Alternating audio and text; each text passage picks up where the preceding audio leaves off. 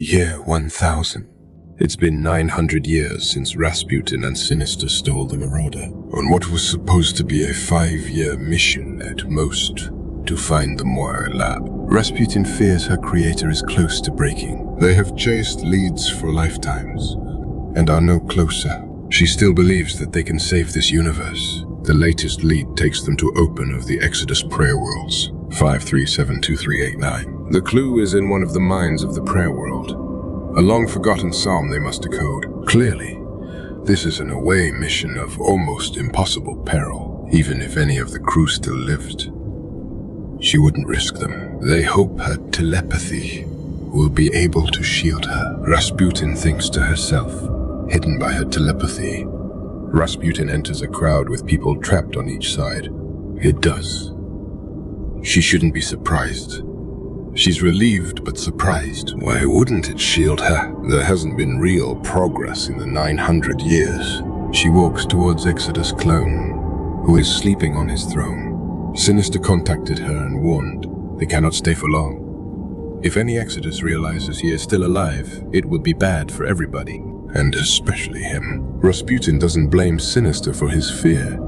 The universe has become a horror. Could even his peerless intellect have guessed it would become so bad? The war was powered by atrocities, and the prayer worlds are a common one. She wonders where the captive clones come from, grown for this purpose. Prisoners of war? It doesn't matter. Every one of them has their brain trapped in an infinite loop, counting jubilations to the Exodus. Endless screams of rapture echo across this continent. She searches for the one whose prayer holds a secret. It is like looking for a needle in a haystack. That's all the last 900 years have been. She rifles through minds, trying to steal from under the eyes of a sleeping god, a steroidal giant transformed by mutant faith. She searches and finds it. Automatically, she says a prayer of thanks. She suspects that was a mistake, which makes Exodus awake. Who trespasses? The clone demanded. Rasputin teleports out to the Marauder and ordered Sinister to go.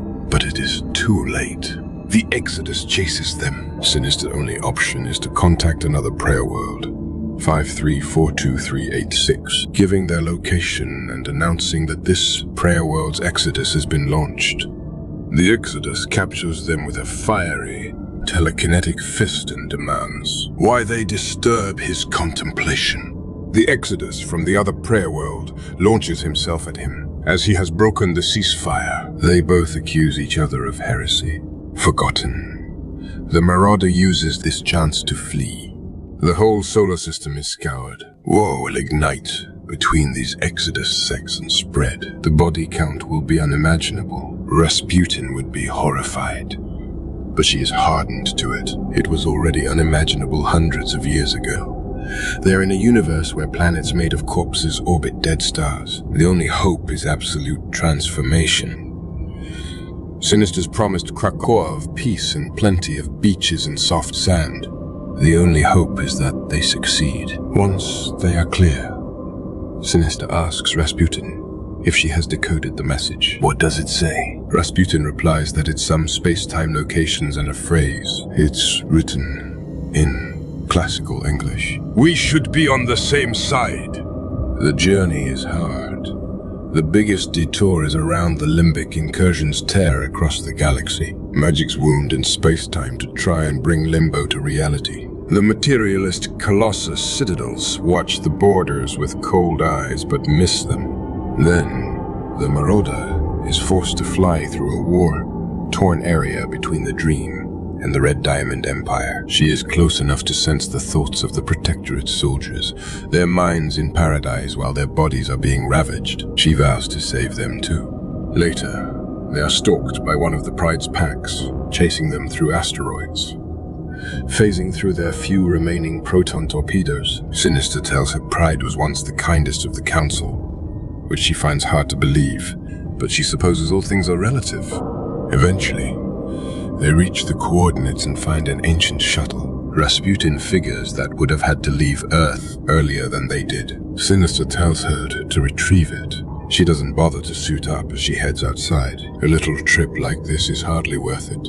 Inside the shuttle, She finds what looks like a cylinder. She hands it to Sinister and asks what is it. An old technology, he muses. He used to use it before. Before everything. Before he was even him. She's showing off. He mutters, then wonders what she is doing. Rasputin notices he is unsettled. He agrees. This is a message from an old friend. He wants to hear it alone. He'll be in his quarters. Don't disturb him. He needs to assemble a suitable old-style phonograph before he can listen. How like Irene. As in annoying, the machine assembled, he listens to Destiny greeting him. Politely he greets back. Destiny informs him. She stole his lab with Storm, Stellaris, and the Arachid. If he is listening to this, they will have hidden it again when she tried to reset the universe. This will be because Mystique is dead. And if Raven is dead, she sobs. She hates herself.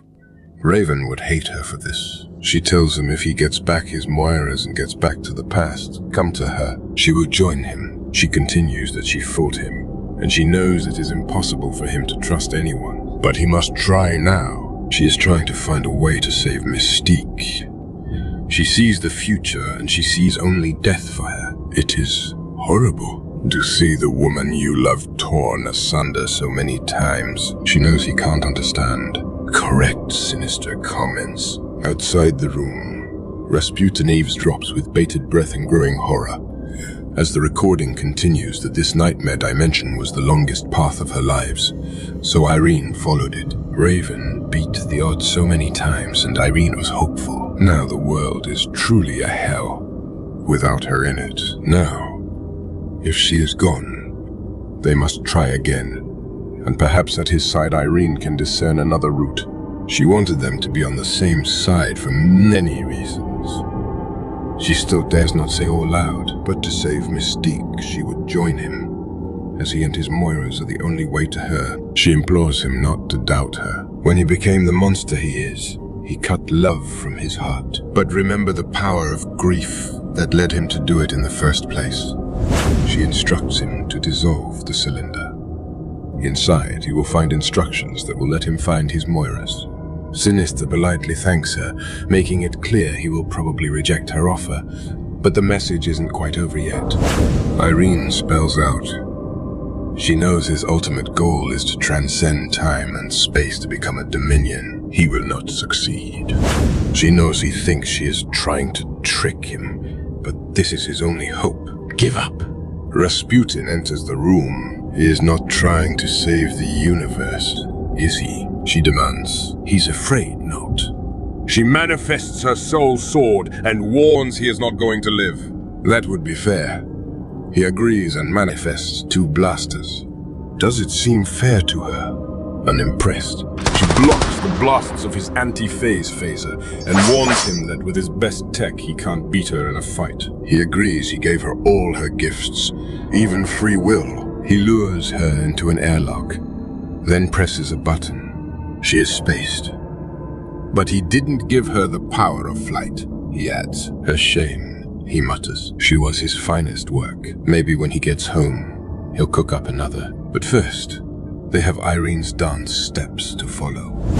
Reaching Earth's solar system, he finds a clone of Kenji Uedo, an uncontrollably growing mass, about to digest Jupiter and Saturn. He decides this is a fitting place for a hiding place. He walks towards a cave from which a voice laments.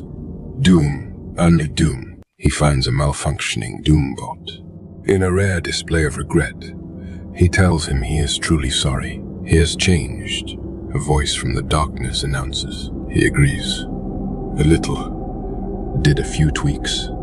Pop culture references don't really work when there hasn't been pop culture for nearly a millennium. He mocks her for hiding and clinging on to life, even when everything has gone to shit. What if he said he had a way back to a life she could love, not merely endure? She'd say she would follow him to the edge of the universe. Moira X replies. That's lucky, he replies. That's where they are going, in the court of the Red Diamond Queen. Emma, now in a Red Diamond form, is holding court, Beast and her cuckoos in attendance. 3 of her knight consorts, all Namors. kneel before her. She announces, whoever kisses the hand of the living gem of Sitarak shall become an unstoppable juggernaut. As a name or clone kisses her hand, she orders him to protect her children. Destroy those who are not. She turns to Beast and asks, where is the latest Xavier star? How can they have lost a moon-sized blob of grey matter? She wishes to thrust a stiletto heel through that heaving mass of hypocrisy. Beginning with some praises, McCoy explains, he compromised several AI systems in the past and left them out there, looking for certain missing troublesome beings. And the missing Doombot has found one. Nathaniel is not dead.